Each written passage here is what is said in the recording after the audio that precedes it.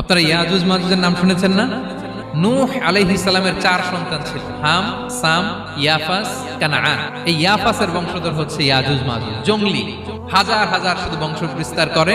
তারা এসে লোকালয়ে মানুষের উপর আক্রমণ করে, তাদের গবাদি পশু এগুলো ছিনিয়ে নেয়, ফলমূল খেয়ে ফেলে।